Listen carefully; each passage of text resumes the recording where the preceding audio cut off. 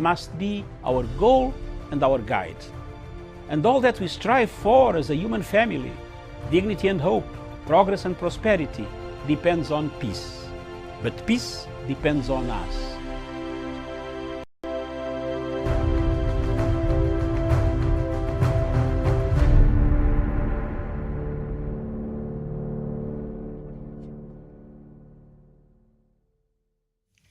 Very good afternoon to you, and thank you so much for joining me this afternoon. This is Diaspora Dispatches.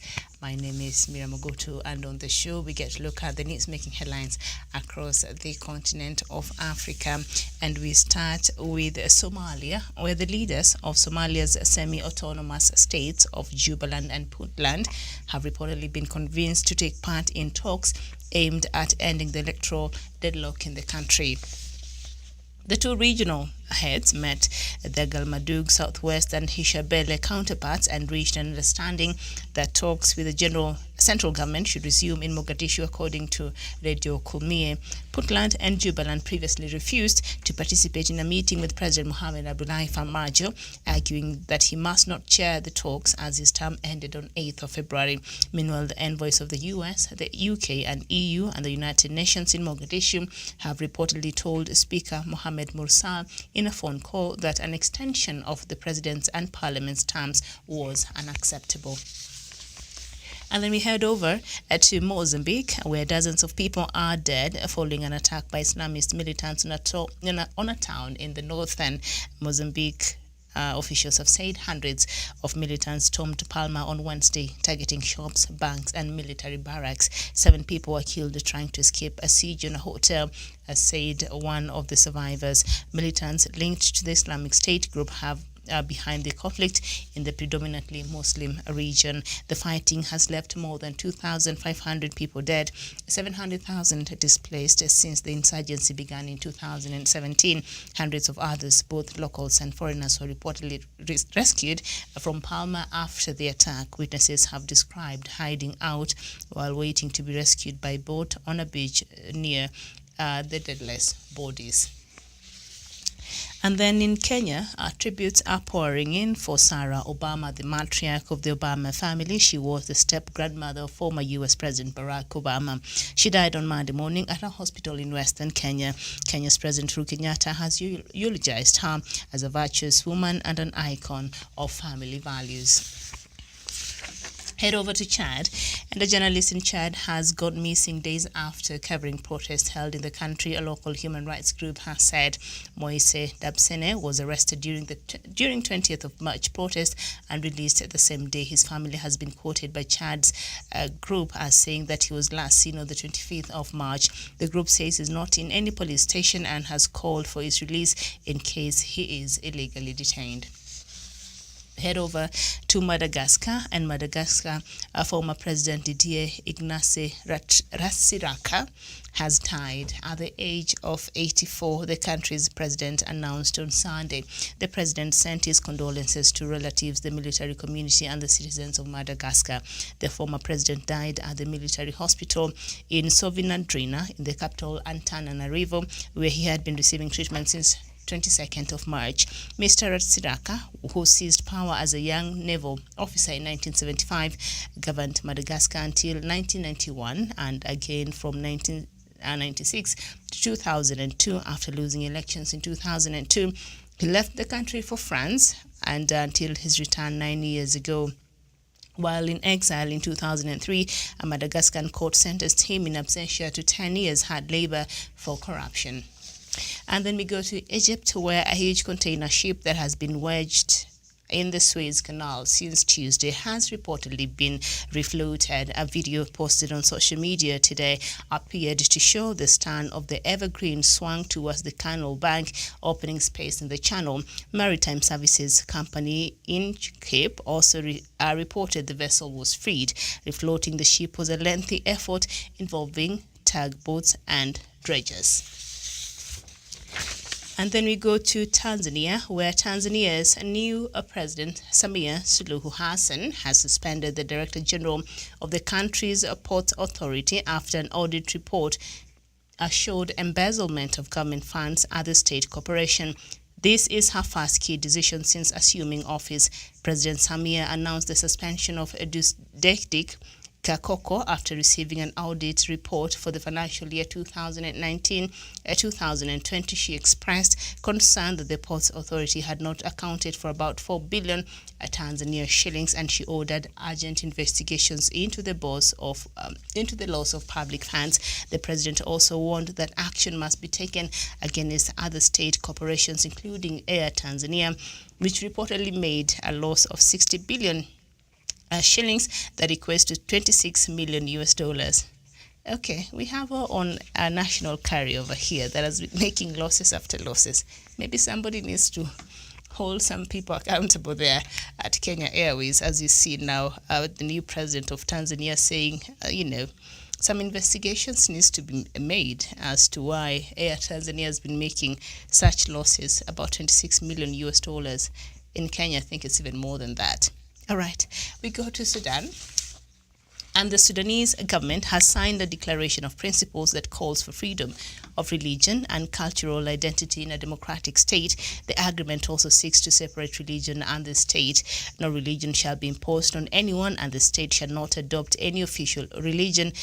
The signed documents state the agreement was signed with the SPLM North, a predominantly Christian rebel group that operates in the Nuba Mountains. Until now, it has refused to join most of the other rebel factions that signed a peace settlement with Sudan's new government following the overthrow of former President General Omar al-Bashir.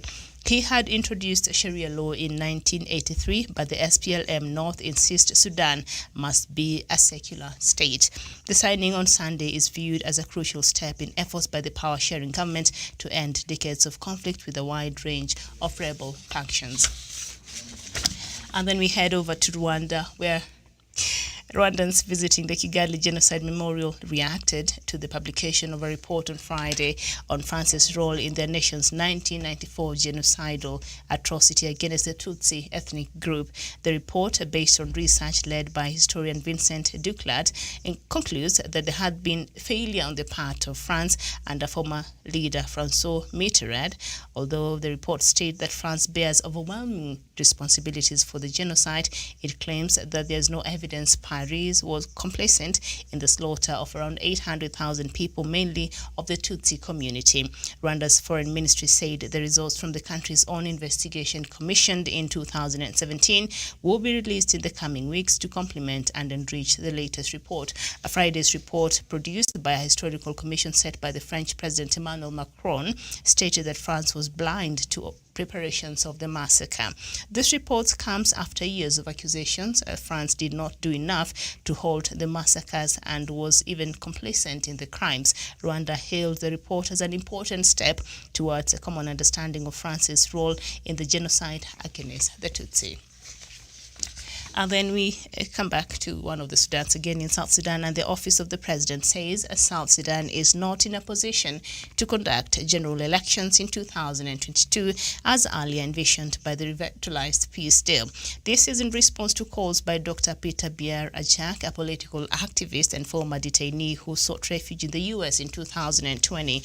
During his testimony before the U.S. Senate Committee on Foreign Relations 3 weeks ago, Peter Biar said the government is intentionally derailing the appointment of new elections commissioners to conduct the population census, and the updating of the voter registry for elections to be held on time. He also accused the Kiir administration of being undemocratic through stifling free speech and political parties' freedoms. Biar called for individual sanctions on some leaders because he believes the reluctance to implement the peace deal is hindering important tasks in the agreement that would have been accomplished on time. He identified the transitional justice process, economic reforms, reconstitution of the transitional legislature, the promulgation of the new constitution, the reunification of the forces as crucial issues at stake. And, at that point, I think I agree with Biar at this point. Biar also termed President Kiir's administration as lacking legitimacy from the electorate since the country has conducted elections in April 2010. And now President Salva Kiir is telling us that South Sudan is not in a position to conduct elections in 2022. I think this is a conversation that I shall be having here, I think with a bigger panel, but I don't know how the people of South Sudan are feeling about this, because it was hoped that finally elections would happen in South Sudan and South Sudanese will be able to choose their own leadership. And then you wonder, elections happening in South Sudan, where we have so many South Sudanese are still languishing in refugee camps in South Sudan itself and in Kenya, in Uganda, and across the world, because the government of President Salva Kiir has not assured them of their peace and security, so they can't really return back to their villages. So should they even conduct these elections? What will this look like? How are you going to tell me to vote while I'm still in a refugee camp? I don't care about voting and what is happening. What I care, if I'm a refugee and I'm staying at a refugee camp, is, am I safe? Have I had my meal for the day? And then until when? When can you assure me of going back, to my house, to my village, and start rebuilding my life? So I don't know. This is a conversation I'll have here tomorrow, probably with the rest of my panelists that I usually have on my morning shows. And still staying with South Sudan, and more than 50 would-be soldiers and police officers have died while undergoing training at the Rajab Unified Police Training Center near Juba, the Deputy Chief Instructor has said. Colonel James Kaur Chul says most of the trainees have been succumbing to treatable diseases since 2020. And Kaur made the remarks during the visit, disclosing that the government has for months not provided them with essential services such as food and shelter. More than 4,000 trainees were paraded at the center to welcome the African Union Peace and Security Council delegation. The council's visit was to assess the center and listen to the trainees on some of the challenges facing them as they await graduation. They completed their training in June 2020, but the transitional government has severally postponed their graduation and deployment, citing logistical constraints. Chapter 2 of the revitalized peace agreement required that the cantonment, screening and training of 83,000 necessary unified forces to safeguard the peace deal. And I think until this is done very, very quickly there, South Sudan is a ticking time bomb. Until this is really sorted out, we are staring at more crisis there from South Sudan. Then we head over to Nigeria, where a former Vice President, Atiku Abubakar, has expressed fear about some economic indices, suggesting that the country is slipping into a failed state. Atiku, who contested the 2019 presidential election on the platform of the People's Democratic Party, said this in a statement in Abuja on Sunday. The statement signed by him is titled World's Highest Unemployment Rate, a time to help this government help Nigeria. Atiku lamented that his earlier warnings to the regime of President General Muhammadu Buhari were ignored. He said, in a situation where we are simultaneously the world headquarters for extreme poverty, the world capital for out-of-school children, and the nation with the highest unemployment rate on earth, there is a very real and present danger that we might slip into the failed states index. God forbid. He attributed the cause of the nation's current predicament to the decision by All Progressive Congress-led regime to abandon the people-centered leadership and free trade and deregulatory policies of the former President Olusegun Obasanjo's administration. Atiku said the country at the time was maintaining an almost single-digit unemployment rate, but now he says that is not the case. Head over to Djibouti, where the leader of Somalia's Al-Shabaab militant group is calling for lone wolf attacks against American and French interests in Djibouti ahead of key presidential elections in the Horn of African country. In a newly released audio, Ahmed Omar Abu Abaida accuses the leader of Djibouti of turning the country into a military base from where every war against the Muslims in East Africa is planned. Abu Abaida specifically called on the youth in Djibouti to carry out individual lone wolf martyrdom operations to expel the French and Americans. He said that his group was ready to offer safe refuge and prepare and train those willing to migrate from Djibouti if they cannot fulfill the individual obligation of jihad. The United States African Command, which has a base in Djibouti, responded to the new message from Al-Shabaab leader. A spokesperson, Colonel Christopher Kantz, told Voice of America Somalia that the U.S. Africa Command is aware of the recent audio release from the Al-Shabaab calling for attacks on the U.S. and French interest in Djibouti. Al-Shabaab previously attacked Djibouti on May 24th, 2014 in a double suicide explosion at a restaurant frequented by Westerners, killing 3 people. Djibouti voters go to the polls on April 9th for presidential elections. Incumbent Ismail Omar Guelleh is seeking a 5th term in office. Djibouti officials could not immediately be reached for comment on the new threat. Djibouti has a military contingent serving as part of African Union's peacekeeping mission in Somalia. Djibouti. This is the same country that was challenging Kenya. Even African Union decided Kenya was the candidate of choice to go represent this part of the world for the position of non-permanent member in the United Nations. You remember Djibouti, after it, it was defeated in the voting in the African Union, I think thrice. It still continued to go to the UN, and they took the vote there. Of course, after the first round, no country had the votes needed, and so they went for the second round, and so Kenya came out, emerged a winner there. So Kenya started serving its term there in January. I think there's more to it, to this story, Yeah. So because President Guelleh is going for his 5th re-election, so all of a sudden Al-Shabaab is coming out to issue warnings against French and U.S. soldiers there, who we know, especially the U.S., has been on the forefront when it comes to the fight against Al-Shabaab in the region. And we know Somalia's president and the government really supports Djibouti. We saw the way they supported Djibouti against Kenya during that vote at United Nations Security Council. And now Al-Shabaab do not want people to go to the polls there in April. Interesting coincidences happening there. I don't know, maybe my mind is just thinking way too much. Let's go back to Sudan. And Sudan is celebrating the normalization of its relations with the World Bank Group after significantly reducing its debt with the help of U.S. bridge loan. A virtual celebration was broadcasted on Friday on national television, featuring officials of the World Bank and the Sudanese government welcoming Sudan's re-engagement in the international financial institutions. The executive boards of the World Bank and International Monetary Fund declared Sudan eligible for debt relief under the enhanced heavily indebted poor countries initiative. Sudanese Prime Minister Abdallah Hamdok welcomed the beginning of the debt relief and praised the transitional government economic reforms. And if you know what has been happening there, I think that is the end of our news this afternoon. Sudan, after it was discovered that Osama bin Laden had found a very safe abode in Sudan in the early 90s, I think Sudan was put in the list of countries that support terrorism across the world in 1993, I believe, if I'm not very wrong, but in the early 90s there.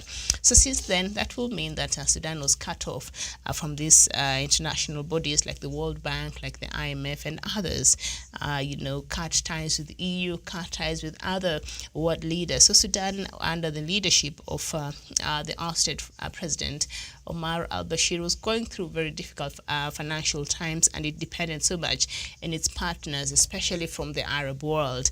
And we've seen how the proxy wars played out in Sudan, leading and up to the ousting of former President Omar al-Bashir. Long stories, I will not get into that right now. But so I think this will go a long way in, re-engaging Sudan and opening up Sudan for the rest of the world. And maybe we'll see even international investors coming in and investing in Sudan, because when you're listed in a country that is supporting terrorism, you're in that blacklist. It was blacklisted. That means that nobody wants to come and invest in a country that is said to be supporting terrorism activities across the world. So Sudan and other countries like Iran and the rest of them. So Sudan has really suffered. So you would understand why they were happy when, the World Bank and International Monetary Fund declared Sudan eligible for the debt relief and the enhanced heavily indebted poor countries initiative. So some of their debt was forgiven. And now Sudan will start a re-engagement with these very important bodies. So good for Prime Minister Abdallah Hamdok. All right. So something else also in Sudan that really caught my attention today is the signing of the Sudanese government signing a declaration of principles that calls for freedom on religion and cultural identity in a democratic state. We know under Omar al-Bashir, Sudan was perceived to be a Muslim country because even Sudan is part of the Muslim League. All right. And so that brought a problem with the people from the other side of Sudan who were predominantly Christians, and they felt they were being discriminated, they don't feel like they're part of, and all of that. So that was among other issues that caused the people of even South Sudan want to secede from the larger Sudan. So now, after that, we've seen Mr. Abdallah Hamdok, he's been making he's been making some stride in terms of really transforming Sudan from what we used to know it, from what it used to be under Omar al-Bashir. Remember, Omar al-Bashir was a president in Sudan there for 30 years until he was ousted in 2019. So now, because he introduced the Sharia law in about 1983, and the SPLM North insisted that Sudan must be a secular state. And so they're saying, let's separate religion from the state, let's separate cultural beliefs from the state. So that has been a struggle with these rebel groups, and we saw a few of them, come in on the table and sign a peace deal with the Sudan government. And guess who was mediating this process? Was the president of South Sudan, President Salva Kiir, who made sure he mediated the peace process between Sudan and the rebels, and they were able to bring a good number of them on the table. But there's a section of them that had refused to come in and sign on this deal because they're saying, no, we still need this very important item there to be addressed. So perhaps now Sudan is in the path of peace because, as much as Sudan is largely peaceful, there's a section of the country that is still rocked with conflict, communal fightings and killings and all that. It's not all that good in Sudan, but you cannot compare that with what is happening in South Sudan, all right? So maybe now they've agreed we have to separate religion from the state. So I think that is a good thing. And, even the opposition, the Prime Minister's side, who a lot of them are activists, remember how they came to being, they're saying, no, even as much as we're Muslims, but we would like rather more a secular country where we have a real constitution, not based on the Sharia law. Remember, after President Omar al-Bashir was ousted, the constitution of Sudan was suspended. So I don't know how they're operating, but they had to create new rules of operation. And so they had to go work on their constitution, because remember, the constitution they had, as I said there, Omar al-Bashir, after declaring Sudan was operating under Sharia law in 1983, that changed everything. So now they had to go back and work on a constitution that is more progressive, a constitution that is more inclusive, a constitution that is not hinged on the Sharia law. And that brought a bit of a push and pull between the military side and the protesters side, because the military side, which was serving under former President Omar al-Bashir, insisted they wanted the constitution that is led by Sharia law. But the protester side, led by now Prime Minister Abdallah Hamdok, are saying, no, we need a constitution, not a religious anything. We just need a constitution, like we've seen in a lot of countries across the world. So that became our there was a tag and push for a while, but they later agreed. So now we see one of the holdouts there who are not part of that peace deal coming out and saying, we are ready to come and sign on. We are ready to be part of the peace process. We're ready to start moving with Sudan forward. But first off, we need these things separated. We need the state over there, and we need religion the other side. These two things, when you put them together, sometimes it's a very dicey situation. Remember, the countries that are being led are using the Sharia law, like Saudi Arabia, Qatar, and these Middle East countries that are predominantly Muslims. You see how even the mode of operations there is very different. It's quite difficult.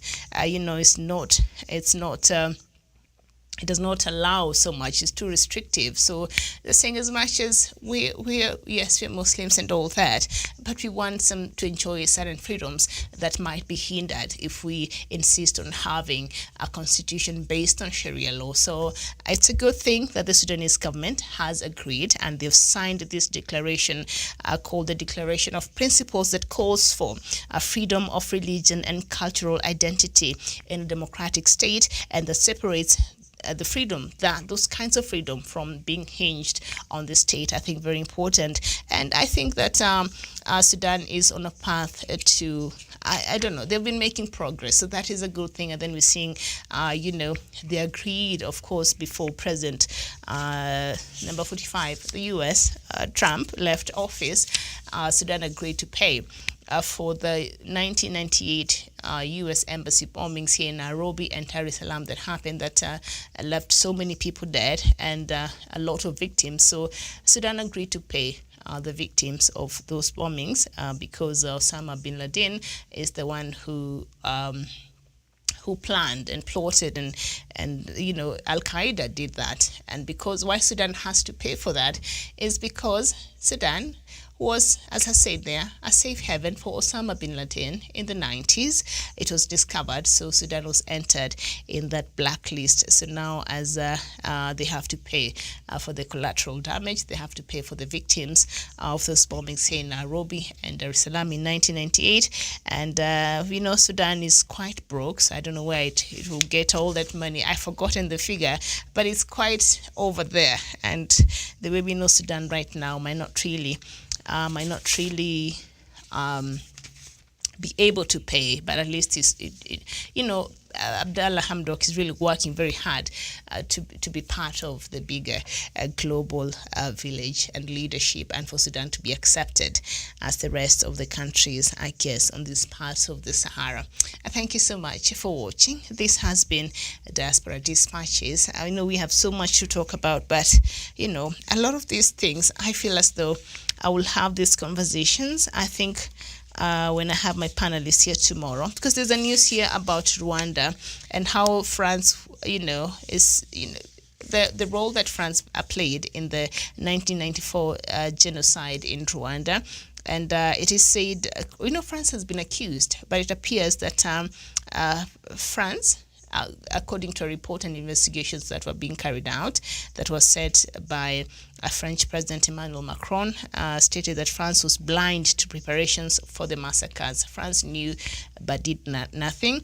They are complacent. So this is a very wide conversation that I don't want to start having here by myself. So I'll bring my panelists, and then we'll discuss that. And also this thing of President Salva Kiir saying that South Sudan is not in a position to conduct general elections in 2022 as early envisioned by the revitalized peace deal. President Salva Kiir. All right. These are conversations I'll have with Dr. Matanga, so I'll not have them here by myself right now. So we'll talk about it tomorrow. Thank you so much for watching. My name is Miriam Ogotu. This has been Diaspora Dispatches. Bye-bye for now.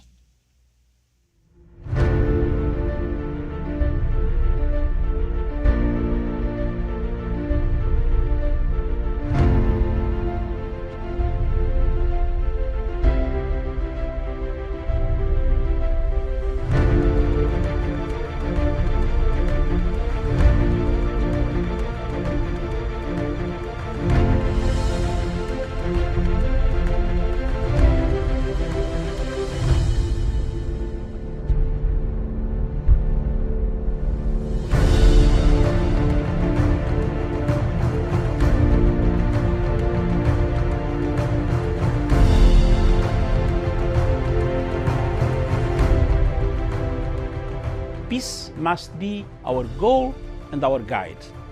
And all that we strive for as a human family, dignity and hope, progress and prosperity, depends on peace. But peace depends on us.